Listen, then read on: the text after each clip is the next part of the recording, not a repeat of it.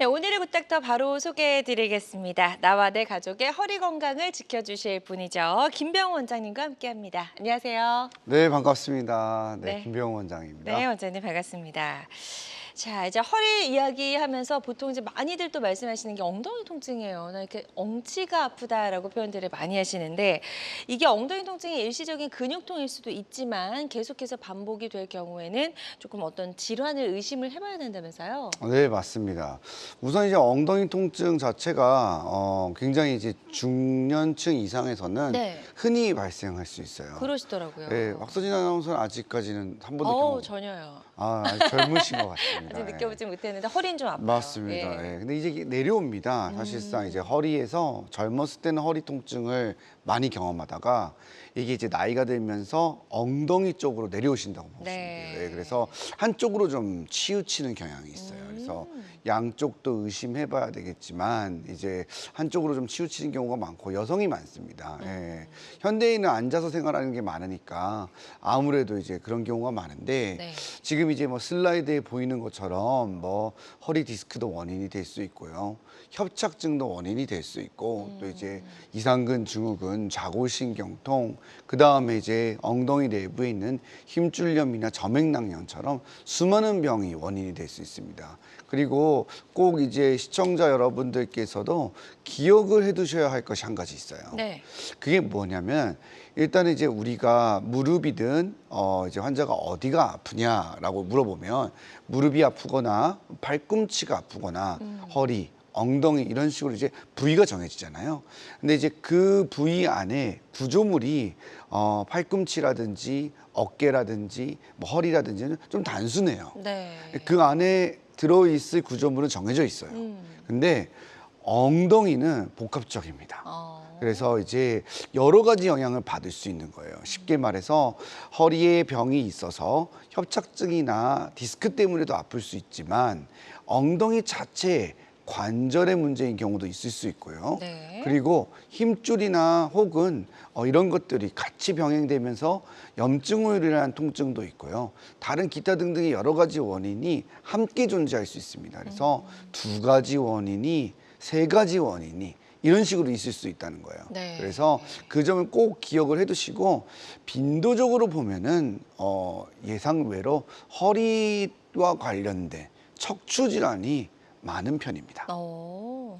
그렇군요. 그래서 엉덩이 통증의 어떤 범인이 사실은 이제 허리에서 오는 뭐 협착이나 다른 척추 질환일 수 있다는 말씀이신 거네요. 그렇죠. 빈도적으로는 상당히 많고 그리고 우리가 이제 통증의 지속성이라는 게 있거든요. 잠깐 하루 이틀 정도 아픈 통증은 사실상 좀 쉬고 나면 좋아지잖아요. 근데 이제 지속적이거나 아니면은 일정 수준 이상으로 아픈 것들 네. 그건 굉장히 힘들어요. 그런 거인 경우에는 지금 말씀드렸듯이 척추 질환이 상당히 많다. 예, 그 부분을 꼭 기억해 두시면 좋을 것 같습니다. 네, 좋습니다. 그 이유도 좀 궁금합니다. 왜 이렇게 허리 뭐 협착 문제인데 왜 엉치 쪽에 통증이 오는 거지? 라고 생각들 많이 하실 것 같아요.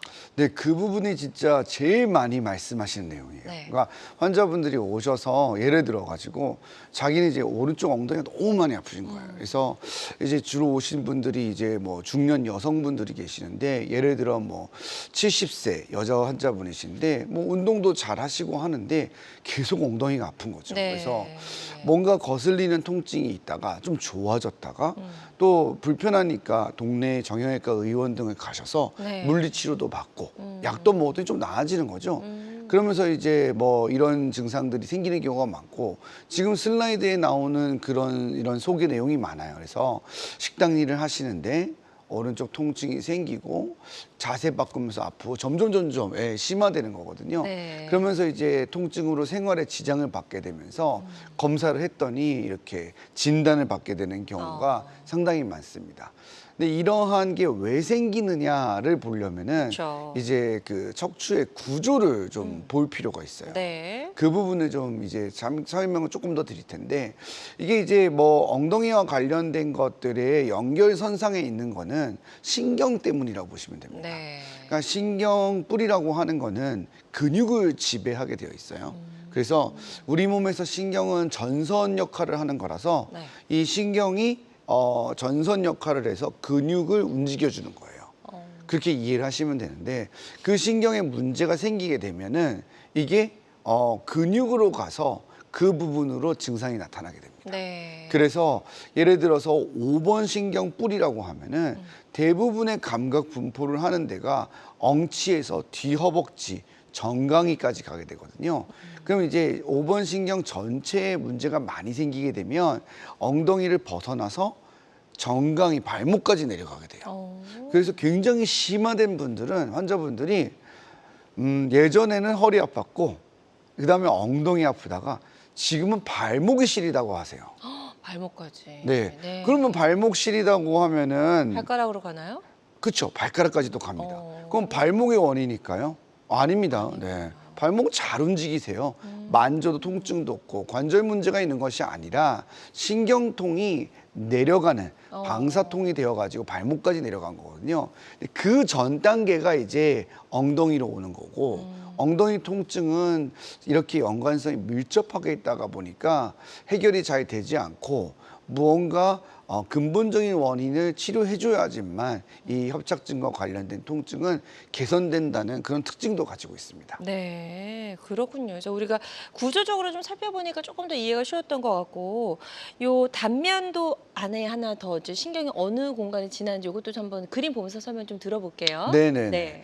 이제 중요한 부분인데 익히다 한 번씩 보셨을 거예요. 네. 척추의 문제를 일으키는 병의 모든 원리를 이 안에 다 넣어놓은 건데요. 네, 지금 아래쪽이 앞인가요? 맞습니다. 네. 이게 배 쪽입니다. 네. 그래서 디스크가 앞쪽에 위치하니까 그렇죠. 네, 퇴행성 디스크가 생겨서 정상 디스크가 튀어나오거나 닳거나 그러면서 팽윤이 되는 거고 또 그 주위에 이제 협착증의 주범이라고도 알려져 있는 황색인대가 있죠. 이 황색인대가 두꺼워지게 되고 그 다음에 뒤에 있는 후관절도 두꺼워지게 되면서 신경 뿌리를 누리게 되니까 네. 이 신경 뿌리 병증이 바로 엉덩이나 다리로 연결이 되게 돼요. 그래서 이제 최초로 제일 많이 느끼는 부위가 바로 엉덩이라고 보시면 돼요. 그래서 엉덩이 통증, 엉치 통증은 척추 질환 때문에 왜 생기느냐? 결국 신경 뿌리병증 때문이다라고 기억을 하시면 됩니다. 네. 자, 그러면 이 협착증 외에 또 엉덩이 통증을 일으키는 주범, 척추 질환 또 있을까요? 척추 질환 중에서도 몇 가지가 있을 수 네. 있죠. 그 중에서는 이제 유명한 건 바로 디스크입니다. 디스크. 네, 디스크도 엉덩이 통증을 일으킬 수 있고요. 근데 조금 양상은 다르기는 합니다. 디스크는 이제 허리하고 엉덩이 사이 정도. 우리가 이제 앉아서 이렇게 손을 대보시면 이렇게 네. 닿여지는 데 있죠. 네. 그 부위가 좀 많이 아파하세요. 이거보다 조금 내려가면은 엉덩이라고 보시면 될 것 네. 같아요. 약간 달라질 수 있고요. 전방전이증이라는 것도 흔히 엉덩이 엉치 통증을 만듭니다. 전방전이증이라는 거는 전방, 앞쪽으로 전위, 어긋났다는 뜻이거든요.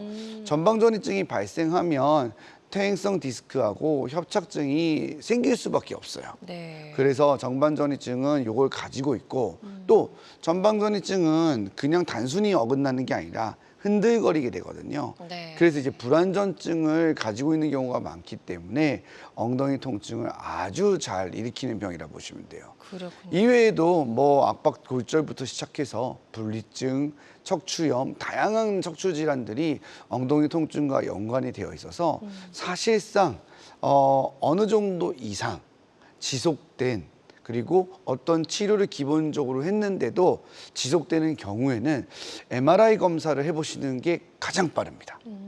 그래야 지금 열거했던 이 많은 병들을 정확하게 배제하고 진단을 할 수 있어요. 그래서 엑스레이상에서는 지금 구별이 안 되는 병들이 많아요.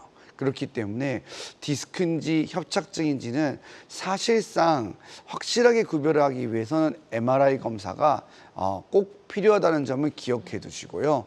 그리고 대부분 엑스레이에서 연령대가 어느 정도 있으시면 선생님들이 설명의 편의와 환자의 이해를 돕기 위해서 협착증이라는 병명을 자주 사용하십니다. 네. 예, 사실상 제가 개인적인 입장에서는 척추증이라는 말로 구별을 해드리고 싶은데 네. 척추증이란 말은 척추가 퇴행했다는 뜻이에요. 어. 예, 우리가 영어로는 스폰딜로시스라고 하는데 이제 그거를 갖다 입에 잘 안 붙잖아요.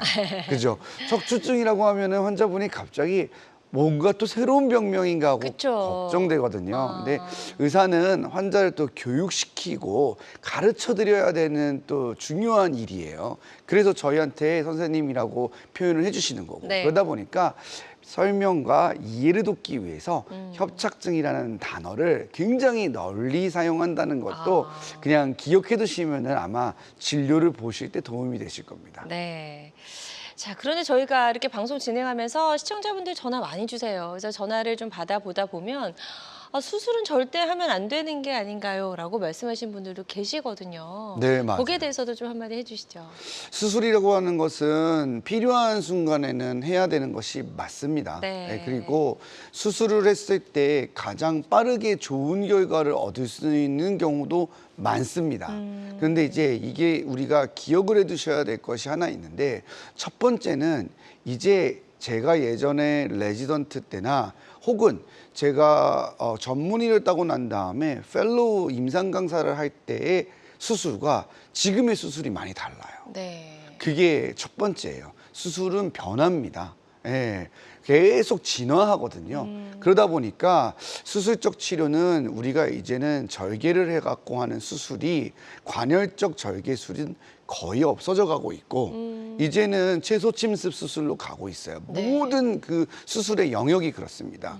여러분들도 한번 제가 이야기하는 거를 떠올려 보시면 알 거예요. 예전에는 개복을 한다는 말을 많이 들었잖아요. 네. 근데 수술 요- 생각하죠. 그렇죠. 제가 학생 때 레지던트 때도 위암 수술, 뭐 암 수술은 당연히 개복하는 거였습니다. 개복을 하지 않는다는 건 있을 수 없었는데 지금 개복을 하는 경우 잘 없어요. 그럼요. 저희가 수술할 때 보면 대부분 복강경이라는 걸로 가능하고 지금은 로봇 등을 이용해서 구멍을 뚫어서 병변을 모두 제거하죠. 지금은 배꼽으로만 복강경을 사용하는 단일공 복강경까지 거의 대세거든요. 네네. 이러한 형태의 진화가 차츰차츰 수술 방향을 결정을 지은 거고, 우리가 관절에 대해서 무릎 관절을 인공관절이 아닌 걸로 수술을 한다고 떠올리시면 관절경을 떠올리세요. 어깨도 마찬가지고요. 네. 환자분들이 그건 너무 당연하다고 생각을 합니다. 무릎은 인공관절이 아니고선 당연히 구멍을 뚫어서 관절경으로 뭐 씻어내고 그런 걸 한다는 것이 너무 자리를 잡았죠. 근데 척추는 이게 지금 진화 중이라고 보시면 돼요.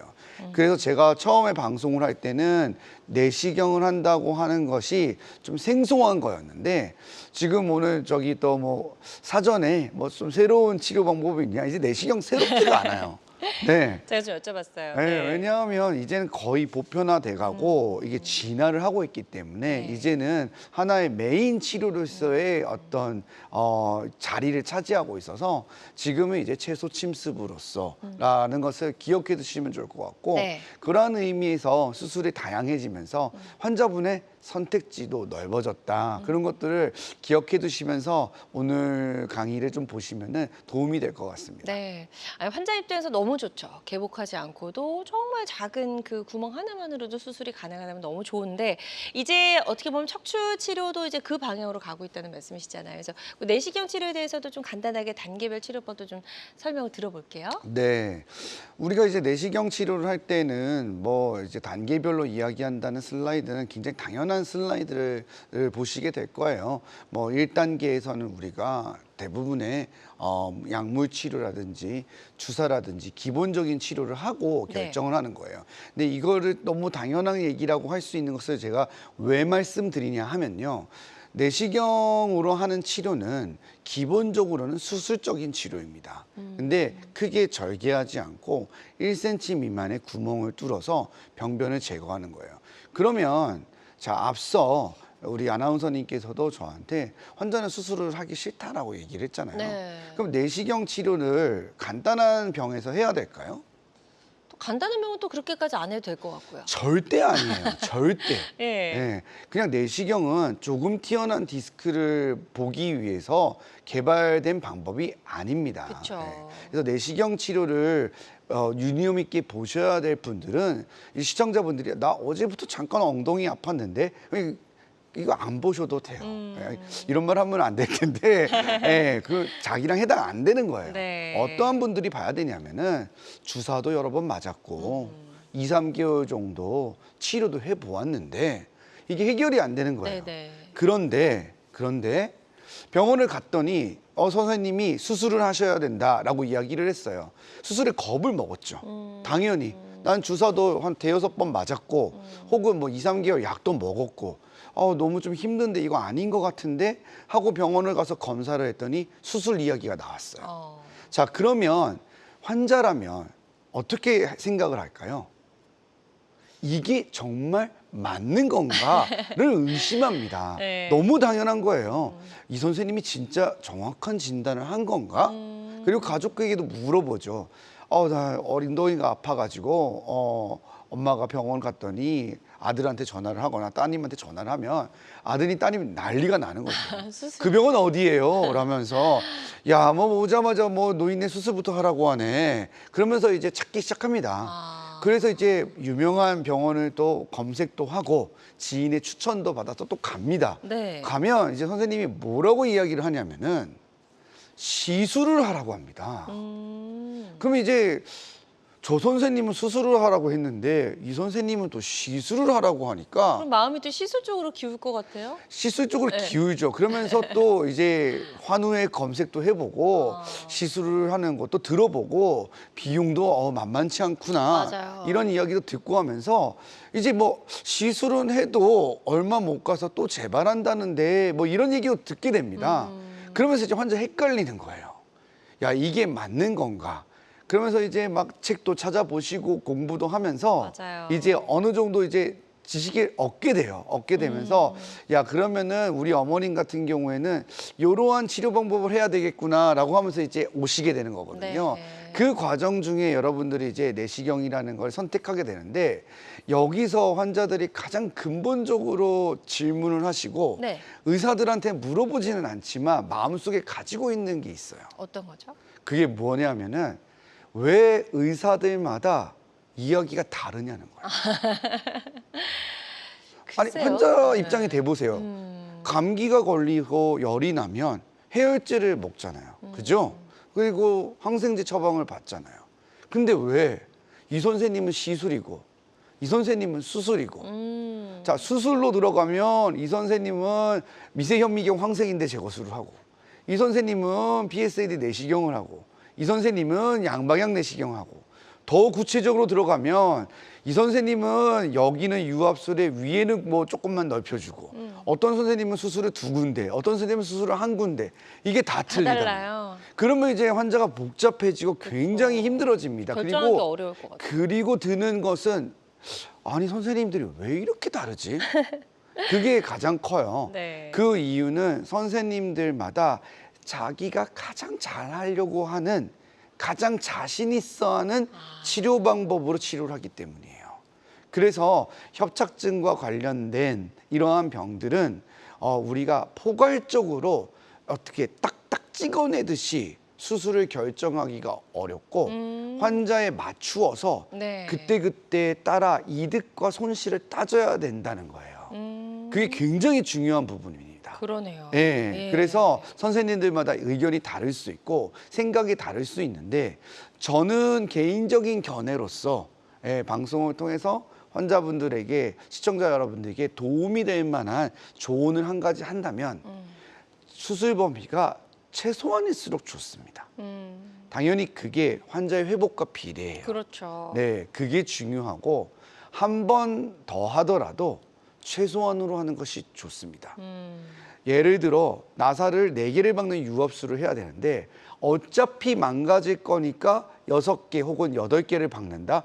저는 개인적으로는 최악의 선택이라고 생각을 해요. 수술의 범위는 최소한일수록 좋아요. 무조건. 그래서 최소한의 범위와 최소 침습의 방법으로 가능하면 하는 것이 좋다고 생각을 하기 때문에 그래서 여러분들한테 내시경 치료에 대한 좋은 사례들도 준비해서 말씀을 드리고 네. 이러한 부분이 임상적으로 얼마나 필요한지도 설명을 드리는 거라고 네. 이해를 하시면 될 것 같아요. 네, 좋습니다. 환자 입장 굉장히 잘 이해하고 계신 것 같아요, 진짜. 예. 좋습니다. 지금 말씀해주신 이제 척추 내시경 치료에 대해서 조금 더 자세히 알아볼 텐데요. 척추 내시경 치료는 다양한 척추 질환 치료법 중에 하나라는 점 말씀을 드리고요. 모든 치료는 정확한 진단 후에 환자의 증상과 상태에 맞게 적절하게 선택을 해야 된다는 점 반드시 기억해 주시길 바랍니다. 첫 번째 전화 연결되어 있다고 하니까 바로 만나도록 하겠습니다. 여보세요? 네, 네, 안녕하세요. 안녕하세요. 반갑습니다. 네. 네, 전화 주신 분 연세 어떻게 되시죠? 87세입니다. 어머, 목소리가 너무 예쁘신데요. 아유, 네. 감사합니다. 네, 김병 원장님과 인사 나누시고요. 네, 허리가 어떻게 네. 불편하신지 증상 설명해 주시면 되겠습니다. 네, 고맙습니다. 네. 안녕하세세요. 김병훈 원장입니다. 네, 반갑습니다. 목소리가 너무 젊으세요. 그쵸. 예. 너무너무 87세는 감사합니다. 87세는 정말 생각이 안 드는데 저는 한 37세 생각했습니다. 예, 정말로. 예. 아이고, 너무 과찬하시지 마시고.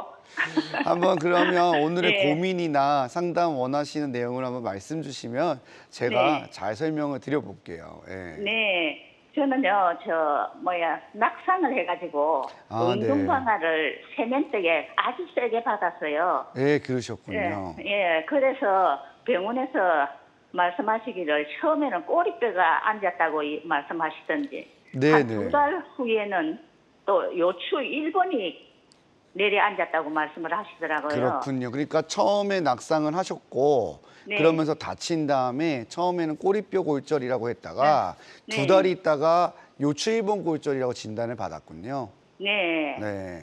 그래서 이제 약물 치료를 하다가 안 되니까 이제 네. 시멘트 그렇죠. 시술을 골시멘트 받으라고 주입술. 권고를 받았습니다. 예, 예. 예, 그래서 그 시멘트 시술이라 하니까 좀 겁이 나더라고요. 그래서 받으셨어요?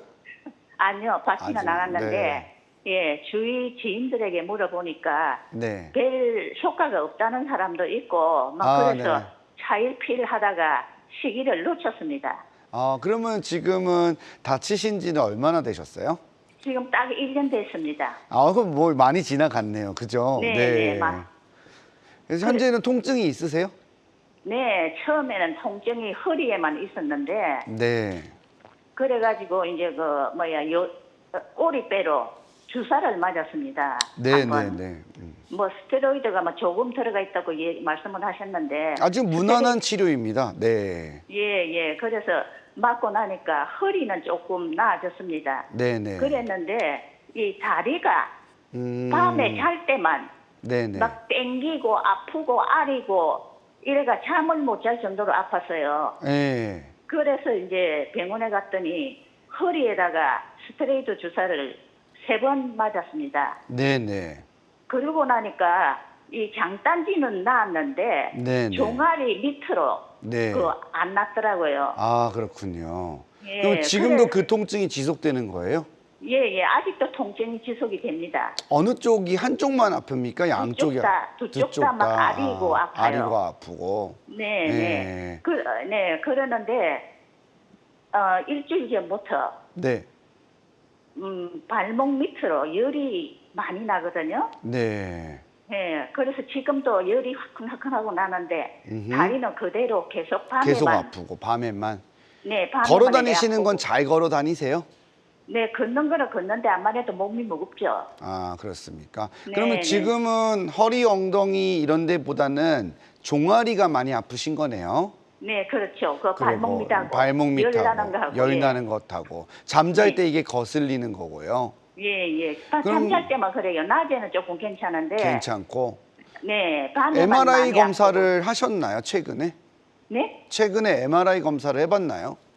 최근에는 안 했습니다. 최근에는 안 했고 골절 진단될 때만 하셨고. 네. 네. 그러면 주사 치료를 지금 한 몇 차례 받았는데 그래도 차도는 있는 거네요. 그죠? 그렇죠. 근데 해결 안 되는 부분이 몇 가지 있는 거고 네. 현재는 이제 그 상태에서 마음이 답답하셔서 전화를 주신 거고 그죠? 네. 알겠습니다. 제가 한 2가지 포인트로 나눠서 설명을 드릴게요. 네. 첫 번째는 이제 낙상을 하셨고 골절이 일어난 부분이에요. 처음에는 꼬리뼈 골절이 진단이 됐고 그 다음에 2달 정도 있다가 1번 압박골절이 생겼다고 하는데 충분히 있을 수 있는 일입니다. 이제 그 이유는 이제 골절이라는 것도 우리가 처음에 1번 뼈에 살짝 데미지를 받았다가 이게 이제 약간 안정기가 살짝 와요. 우리는 이거 잠복기라고 하는데 그러면서 이제 깨진 뼈 주위가 으스러지면서 지연성 붕괴가 생기면 골절이 발생합니다. 그렇게 됐을 때 조금 심하게 발생하거나 영양동맥 등의 폐쇄가 일어나게 되면은 엑스레이상에서도 검은 색깔 음영이 보이게 되는데 그러한 경우에는 쿤메시병이라고 하거나 골괴사라고 표현하기도 해요. 하지만 병명 자체가 어려워지면 환자분들의 이해나 이런 것들이 어려워질 수 있어서 통칭 그냥 압박골절이라고 하는 경향이 있습니다. 그래서 1번 뼈에 대해서는 이제 골절이 그렇게 발생을 한 걸로 추정이 돼요. 근데 이제 요거를 척추체 성형술을 했냐 안 했냐 요거에 대해서 이제 다 얘기를 하자면 통증을 가지고 결정하시면 돼요. 이걸 안 하면 큰일 나고 이런 것은 절대 아닌데 80세가 넘었을 때는 조기 시행을 하고 80세가 넘지 않으면 조기 시행하지 않아요. 왜냐하면 나이가 많으시면 빨리 시행을 하는 것이 이득이 더 크다고 판단하기 때문이다. 혹은 신부전이나 뇌과적 지병이 커서 눕게 하는 것이 어려울 때는 조기 시행을 해요. 근데 이제 지금은 말씀하시는 걸로 들어봤을 때는 일단은 그 시기는 지나갔고 1년이기 때문에 아무튼 그 부위에 대해서는 이제 안정기가 왔을 겁니다. 근데 이제 방사통이 발생을 한 게 문제인데요. 척추가 이제 압박골절이라는 거를 이제 이야기를 들으셨는데 분명히 디스크와 협착증도 있을 거예요. 87세이기 때문에 정상적인 노화의 과정에서도 어느 정도의 협착은 분명히 있을 수 있거든요. 그래서 그게 이제 골절로 인해 가지고 우리 척추의 이 무게 중심이 약간 변해요. 그러면서 통증이 발생하는 경우가 있을 수 있고 또 하나는 압박골절이 된 부위가 더 붕괴하거나 혹은 골절로 인해서 디스크도 함께 손상이 와서 문제를 일으켜 가지고 통증을 발생시킬 수 있어요. 근데 지금 스테로이드 주사를 여러 번 맞았다고 했는데 굉장히 표준적인 치료를 하신 거예요. 네. 그렇게 해서 염증을 줄여갖고 통증이 없어졌다면 오늘 전화를 안 하실 텐데 그쵸. 지금은 신경병증이 남아서 지금 괴롭기 때문에 혹시 이걸 없앨 수 있는 방법이 있을까 하고 전화를 주신 거거든요. 네. 그래서 MRI 검사를 해보는 것이 지금은 가장 중요합니다. 네. 왜냐하면 예전에 찍었던 거랑 비교를 해야 돼요. 그래서 변화가 있는 것을 보고 그 의미 있는 변화가 그냥 지켜보면 나을 수 있는 건지 혹은 주사를 다른 곳에 지금은 증상을 보고 여기일 거다라고 생각해서 치료를 했는데 네.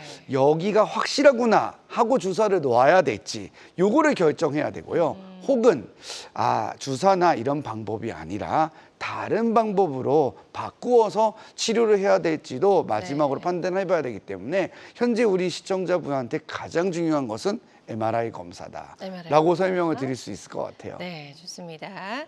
자, 전화상이다 보니까 저희가 보다 명확하게 진단을 내려드리는 데는 어느 정도 한계가 존재할 수 있다는 점 말씀을 드리고요. 가까운 병원에 내원하셔서 전문의의 정확한 진단 후에 치료를 적극적으로 시작해 보시길 바랍니다. 자, 저희가 이제 그 단일공 척추 내시경 치료에 대해서 조금 더 자세히 알아봐야 되는데 비수술에는 효과가 없고 수술하기 조금 아쉬울 때 그럴 때 해볼 수 있는 치료법 중에 괜찮다라는 말씀이실까요? 단일공 척추 내시경 네. PSAD의 적응증에 대해서 네네네. 여쭤보시는 건데 아까 처음에 말씀드렸던 것처럼 이 단계별 치료에서 갑자기 할 수 있는 그런 치료법은 아니고 네네네. 이제 우리가 내시경을 고려해야 될 대상은 지금 우리 어머님 사례 방금 전처럼 주사를 여러 번 맞으셨잖아요. 네, 근데 효과가 있기는 있으나 남아있는 증상이 좀 있죠. 그럴 때. 네, 그럴 때 네네. MRI 검사를 통해서 이 부분이 막혀 있어서 이 부분만 감압해주면 좋겠다. 그럴 때 해볼 수 있는 방법일 수 있고 네. 혹은 큰 수술을 앞두고 있거나 아니면은 선생님들마다 여러 가지 방법으로 차이가 있어서 그쵸. 예, 이분은 이렇게 얘기하고 저분은 저렇게 의견 차이가 분명히 협착증이 있거든요.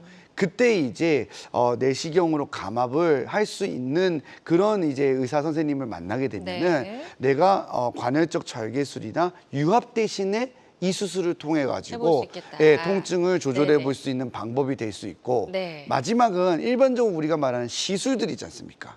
이런 것들로 효과를 못 본 경우 그러면 이제 결국엔 비수술적 치료로는 실패한 거거든요. 네. 그때 나는 최소적인 방법으로 해볼 수 있을 때 선택할 수 있는 것이 내시경 감압술이라고 네. 보시면 될 것 같습니다. 네. 자, 그러면 단일공 척추 내시경 치료가 어떤 치료인지 그림 보면서 짧게 한번 소개 듣고 넘어가도록 하겠습니다. 제가 말이 많아져서 간단하게라는 말이 많이 나오는데 정말 간단하게 설명드릴게요. 네네. 내시경, 바로 그냥 내시경이 우리가 위내시경, 대장내시경처럼 그런 내시경 장비를 1cm 정도의 피부 절개만 한 다음에 그 안으로 직접 들어가서 네. 예, 병변을 제거하는 거예요.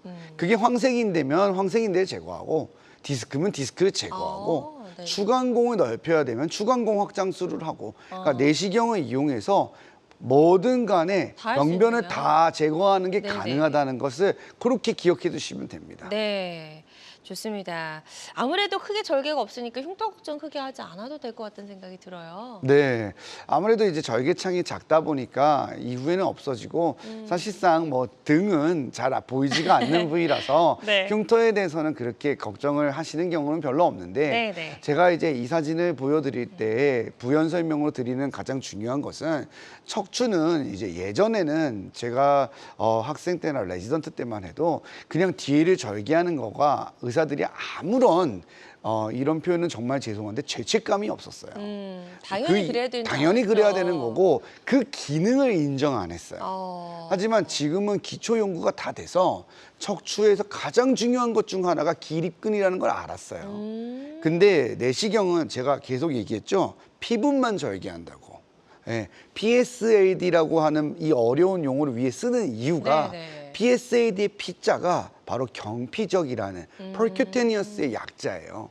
경피적이란 말은 뭐냐면 피부만 절개했다는 뜻이에요. 네. 그러면 근육과 인대는 다 그대로 보존했다는 거죠? 그렇죠. 그냥 뚫고 들어가는 거예요. 왜냐하면 척추의 근육은 이렇게 세워져 있기 때문에 벌리고 들어갈 수가 있어서 예, 손상 없이 들어가는 거고요. 근육을 먹여 살리는 건 영양동맥인데 아무리 절개를 작게 해도 견인기를 넣어서 영양동맥을 손상시키면 기립근은 손상이 올 수밖에 없어요. 근데 이 PSAD 같은 내시경은 경피적이기 때문에 근육의 손상을 받지 않고 영양동맥의 손상도 받지 않기 때문에 그대로 살릴 수 있다는 것이 가장 큰 장점인 거예요. 그래서 이 절개창이 작을수록 네. 합병증과 회복도 당연히 거기에 맞추어 간다는 것을 네네네. 기억하시면 좋을 것 같습니다. 네, 좋습니다. PSLD 단일공 척추 내시경 치료에 대해서 간단하게 좀 설명해 주셨고요. 다양한 척추 질환 치료법 중에 하나라는 점, 그리고 모든 치료는 정확한 진단 후에 환자의 증상과 상태에 맞게 선택을 해야 된다는 점 다시 한번 말씀을 드립니다.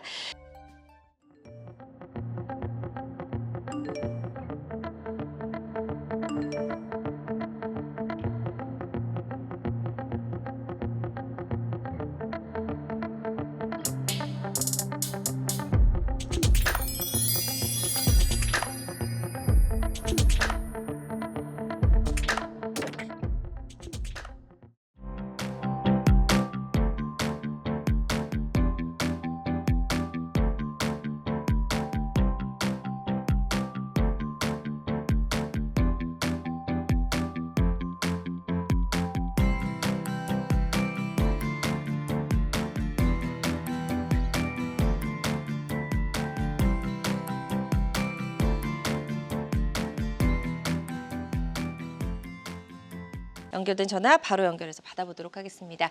여보세요? 여보세요? 예, 네, 안녕하세요. 반갑습니다. 네, 아버님 네. 연세가 어떻게 되실까요? 73입니다. 네, 70대시고요. 예. 네, 어디가 어떻게 불편하신지 김병호 원장님과 인사 나누시고 증상 설명해 주시면 되겠습니다. 예. 안녕하세요. 반갑습니다. 김병우 원장입니다. 예, 네. 안녕하세요. 예. 궁금하신 거 물어보시고 또 네. 불편한 점 말씀 주시면 제가 잘 설명드리겠습니다. 예. 그 허리는 안 아프고요. 네네. 엉치. 네. 오른쪽 엉치가 많이 불편하고 예. 엉치 밑에 허벅지 거기가 굉장히 아파요. 아, 그러면 이제 이렇게 딱 뒤에 이렇게 섰을 때 이렇게 온폭 들어간 그 부위입니까? 예. 네. 통증이 좀 많군요. 예. 발바닥까지 문제가 있어요. 자, 그러면 어떤 거 할 때 가장 많이 아프세요? 이제 이 통증이 네. 하여튼 엉치 밑에 허벅지 그 통증 네네. 거기가 제일 불편해요. 걸으실 때 아니면 앉아 있을 때 뭐 어떤 때가 통증이 심하신가요? 앉아 있기가 힘들어요. 앉아 있기가 힘든군요. 그러면 네. 많이 걸으실 수 있습니까?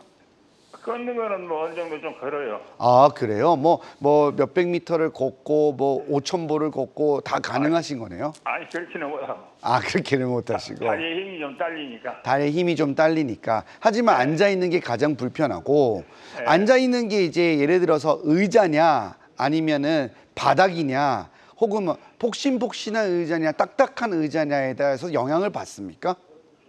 예, 의자에 하여튼 앉으면 불편해요. 의자에 앉아 있으면 불편하군요. 양반다리를 하거나 다리를 꼬으실 때는 어떠세요? 그런 거는 안 하죠. 아, 그런 건 잘 원래 안 하시고. 예. 치료는 어떤 걸 받으셨어요, 지금까지?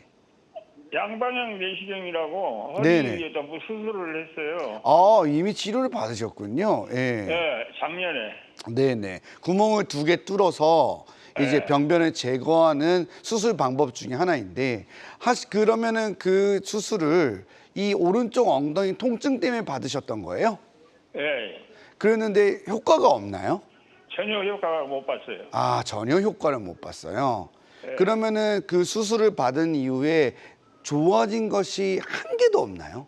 예, 전혀 없어요. 전혀 없어요. 그 여전히 똑같이 불편한 거고요. 예. 좋습니다. 굉장히 흔히 오시는 사례고 자주 만나는 환자분들이세요. 타병원에서 이 협착증이 있어서 어떤 시술이나 수술을 받으셨고 이게 해결이 안 된 거거든요. 제가 뭘 할 때 가장 아프냐라는 질문을 굉장히 많이 드렸어요. 근데 이제 걷는 것이 특별하게 문제가 없고 난 앉아 있을 때만 통증이 있다. 그러면 이 골반에서 생기는 병변일 수도 있습니다. 그래서 우리가 이제 앉을 때 닿는 뼈가 좌골이에요.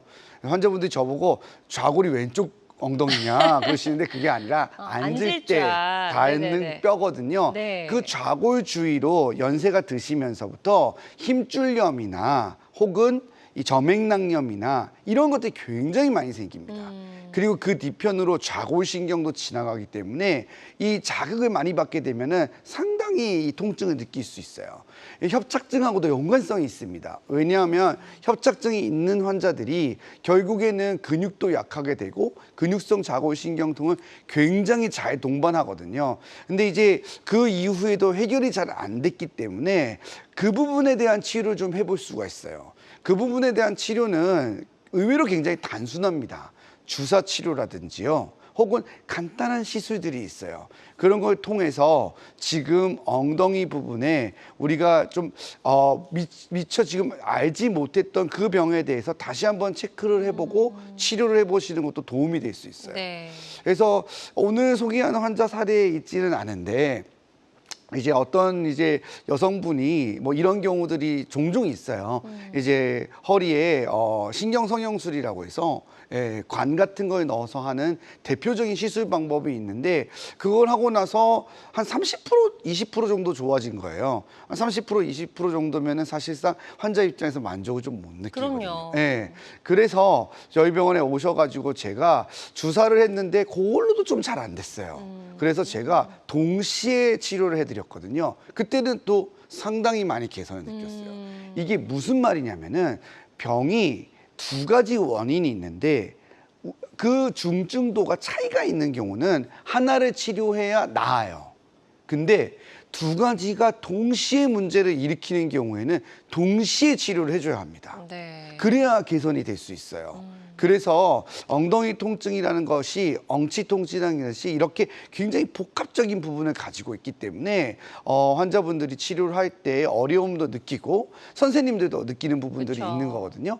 그래서 우리 시청자분은 조금 지금 치료 후에도 개선이 안 됐다는 네. 불편한 점이 분명히 있으신 것 같아서 그런 쪽으로 초점을 좀 바꿔서 치료를 해보면은 또 이게 연속성을 갖는 거거든요. 그쵸. 협착증을 해결했기 때문에 네. 좋아지는 부분도 있을 수 있어서 그런 부분들을 좀 염두에 두시고 치료해 보시는 것도 도움이 될 것 같습니다. 네. 자, 지금 상담해 주신 내용 바탕으로 치료를 잘 받아 보셨으면 좋겠고요. 저희 빠르게 다음 전화도 연결해 보도록 하겠습니다. 여보세요? 여보세요? 네, 안녕하세요. 반갑습니다. 예, 반갑습니다. 네. 연세가 어떻게 되시죠? 77인데요. 네, 70대시고 지금 김병 원장님과 인사 나누시고요. 어디가 불편하신지 증상 설명해 주시면 되겠습니다. 네, 안녕하세요. 김병 원장입니다. 반갑습니다. 네, 안녕하세요. 네. 예, 예. 뭐든지 좋으니까 질문 주시면 제가 대답해 드리도록 하겠습니다.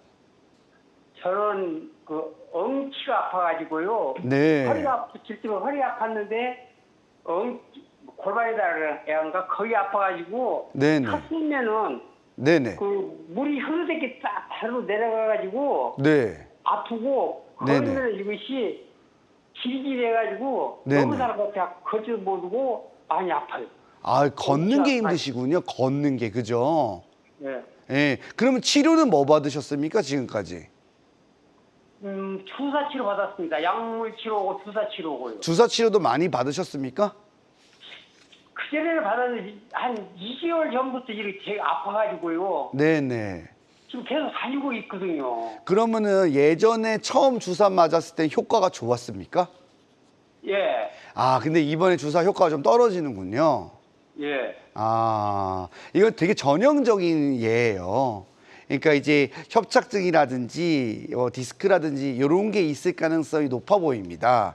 왜냐하면 이제 걸을 때 불편하고 엉덩이 통증이 되게 분명하고 주사가 처음 맞았을 때는 효과가 있죠. 근데 이제 이게 약물이 계속 들어가다 보면 주사 치료의 목적은 염증을 줄여주는 거거든요.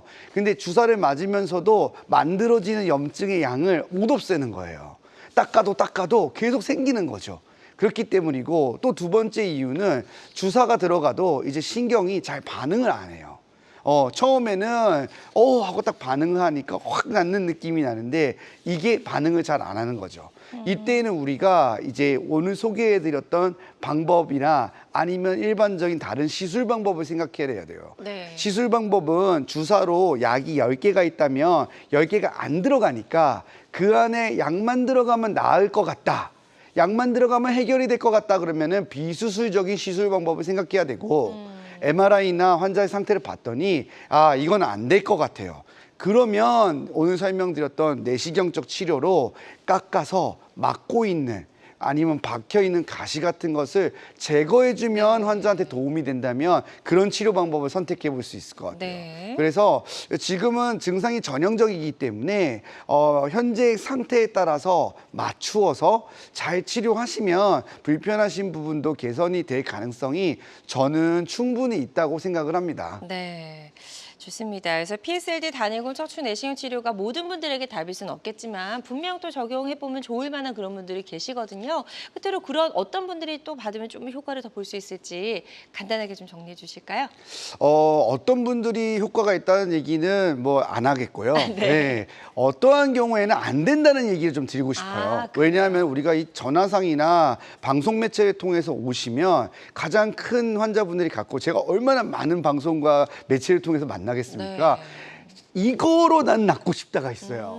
그거를 너무 염두에 두시면 안 돼요. 그래서 PSAD의 범위가 굉장히 높고 내시경으로 많은 부분의 협착증과 디스크를 치료할 수 있는 거는 사실이지만 얘기했던 것처럼 안쪽과 바깥쪽이 완전히 막혔거나 아니면은 분리증과 같이 흔들리거나 끊어진 병이라든지 이런 건 치료가 어려울 수 있습니다. 그쵸. 그리고 그런 경우는 안 된다. 뭐 재수술 제가 뭐 3번째까지도 수술도 해보고 하는데 다른 병원에서 수술을 하신 분을 네네. 근데 이제 재수술이나 여러 번 수술을 했을 때에는 경우에 따라서는 되는 경우도 있지만 안 되는 경우도 있을 수 있어요. 그래요? 그렇기 때문에 네.